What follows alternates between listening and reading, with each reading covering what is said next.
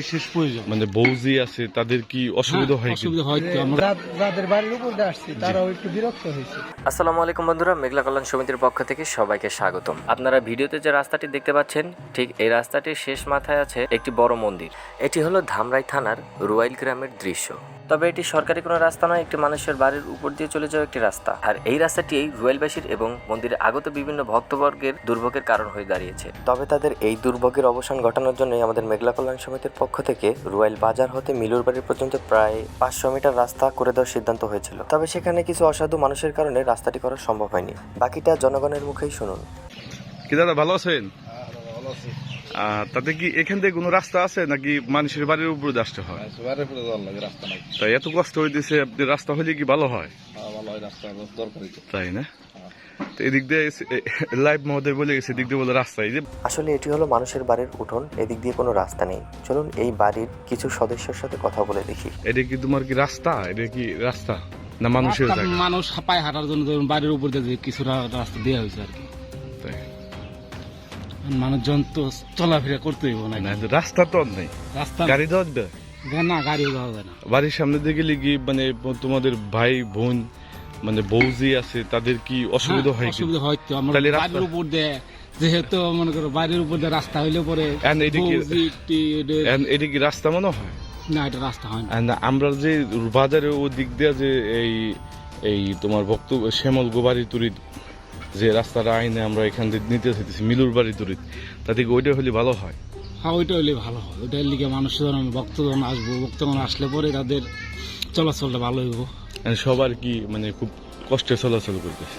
হ্যাঁ, মনে করো একজন অনেক ভক্ত আসে, ভক্ত আসার মনে করো বাড়ির উপর দিয়ে কিছু কিছু ভক্ত বিরক্ত মনে করে কি পাড়ার উপর দিয়ে রাস্তা, বাড়ির উপর দিয়ে রাস্তা। লাইভ মহোদয় তার তদন্ত করে গেছে, এটাই বলে রাস্তা।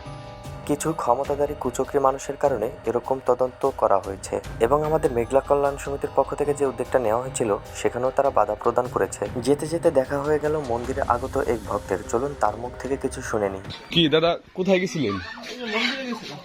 মন্দিরে যাইতে গিয়ে আপনাদের ভালো সুবিধা লাগছে?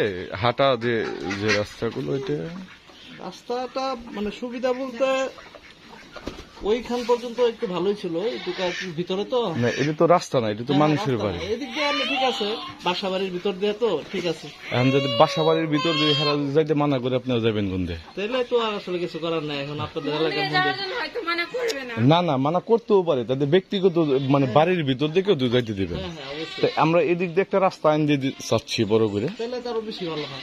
এখন তাই সেটা তো করতে দিচ্ছে না।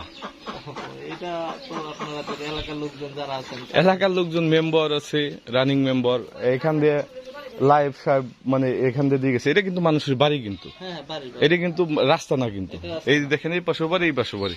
কেউ ভালো আছেন? হ্যাঁ আছে। ওই দিক দিয়ে দিচ্ছে না তো। না না না দেখুন, আপনারা দোয়া রাখেন। আর আপনারা একটু বলেন যে ধামরাই এসিলিট মহোদয় আর এবং ইউনু মহোদয় আছে, এদের কাছে একটা জরুর দাবিও করেন রাস্তাটা যাতে করে দেয়। সকল উচ্চপদস্থ কর্মকর্তাদের প্রতি রুয়াইলবাসীর একটাই আবদার, তাদের এই দুর্ভোগ যেন অতি শীঘ্রই সমাধান করা হয়। আর দর্শক, আপনাদের প্রতি আমার একটাই আবদার, আমার এই ভিডিওটা বেশি বেশি শেয়ার করে সকল মানুষের কাছে পৌঁছে দিন, যাতে করে রুয়াইলবাসীর এই সমস্যা খুব তাড়াতাড়ি নিষ্পত্তি ঘটে। বাইক এখানে গাড়ি নিয়ে আসা যায় না, হাঁটার মতো ওইটাই তো মানে মানুষের বাড়ির উপর দিয়ে আসছে। তার দিকে রাস্তা আছে এখান থেকে? রাস্তা না, তাহলে আপনাদের জন্য অসুবিধা হচ্ছে না? যদি আপনার এদিক দিয়ে একটা রাস্তা হয় একবার ডাইরেক্ট, আপনার বাইকটা নিয়ে এখানে মন্দিরে আসলেন, তাদেরকে আপনার জন্য ভালো হবে, সবার জন্য ভালো হবে। যাদের বাড়ির উপর দিয়ে আসছি তারাও একটু বিরক্ত হয়েছে। তারা বিরক্ত হয়েছে, বলতেছে যে একজন যে রাস্তা দিয়ে আইছে আর রাস্তা নষ্ট হইতেছে। একজন ওই যে বাজার ওই সাইড থেকে বলতেছে রাস্তাটা যদি ভালো হয় মানুষের বাড়ির উপর দিয়ে।